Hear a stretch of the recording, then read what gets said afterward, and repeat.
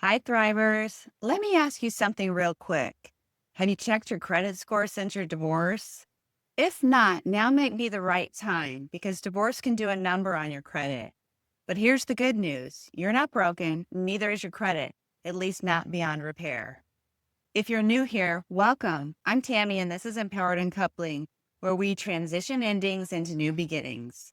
If you're back and have subscribed, thank you. This is our third video in the series, Divorce and Financial Guidance. In this video, I'm going to walk you through exactly how to rebuild your credit fast after a divorce. We're going to cover real life steps, talk through common mistakes, and I'll be posting a few quick polls along the way so you can weigh in and see that you're not alone. And this reminds me of a quote I absolutely love. Rock bottom became the solid foundation of which I rebuilt my life, by J.K. Rowling. Let's start with the honest stuff. Divorce can mess with your credit big time.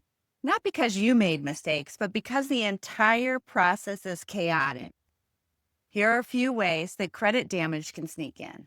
Missed joint payments while things were in limbo. One spouse stops paying a shared credit card. You get removed from a long-standing account. Increased credit card debt due to legal bills or divorce chaos. Here's the first poll to answer. Did your credit score drop after a divorce? Take a second and answer and drop the results in the comments. And just to keep things in perspective, I always remind people, credit scores are just numbers, not your worth. Let's get into your action plan. Here's how we rebuild fast. Pull your credit reports so you can see all three, Experian, Equifax, and TransUnion. Go to annualcreditreport.com and download them. Next, I want you to look for things like late payments, joint accounts that are still open, errors or balances that don't belong to you. And like another quote that I love says, you can't fix what you don't face. Step 2, untangle any financial ties if you haven't already. Remove yourself from joint credit cards, but be careful on this one if you're going to be doing this in the middle of a large transaction like a mortgage refinance. This can also drop your score for a short period of time, so get guidance before taking this step. Refinance joint loans, close or update shared accounts. Even if the divorce decree says your ex is responsible, your creditors don't care. If your name's on it, it's your credit that's at stake. And here's the next poll question. Are you still tied to your ex on any financial accounts? Step 3. Open new credit in your name if you have limited credit or not enough trade lines in your name.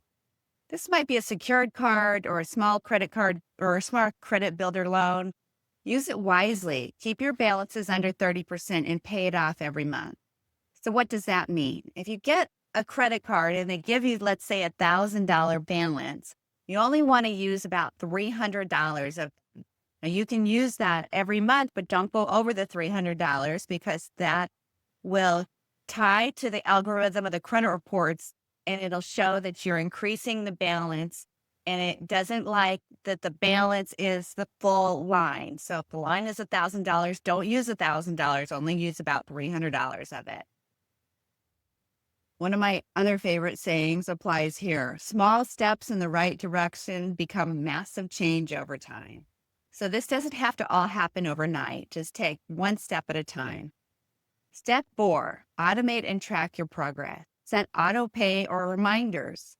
Monitor your credit with apps like Credit Karma or MyFICO. And most importantly, celebrate the small wins because let's be real, you don't need a new year, a new month, or Monday. You just need a decision. Let's discuss what's not to do. These are the traps I see way too often. Co-signing for your ex out of guilt. Ignoring bills because they're emotionally triggering. Trying to keep up with the same lifestyle you maxed out credit cards through. Applying for too much credit too quickly. You only want to do this once in a while. Doing it all at once could conceivably tank your credit scores. What's your biggest fear about rebuilding your credit? Let's acknowledge this. Credit recovery after divorce isn't just about numbers. It's about rebuilding your sense of safety, regaining confidence, feeling like you have power again. And this hits me every single time. You're not your credit score. You're not your past. You're not missed payments. You're not the chaos. You're someone who's starting over wiser, not weaker. You're starting over, you're starting wiser. Here's your fast track recap. Pull your credit report, untangle joint accounts, open new trade lines of credit, automated monitor, avoid panic decisions. This reminds me of one more quote I want to leave you with. She remembered who she was and the game changed. Layla Delia. If you're ready to take back your power, drop the word RISE in the comments below. And don't forget to like, share, and subscribe to Empowered Uncoupling for more tools on reclaiming your life after divorce. Let's reset, rebuild, and rise together. See you in the next one.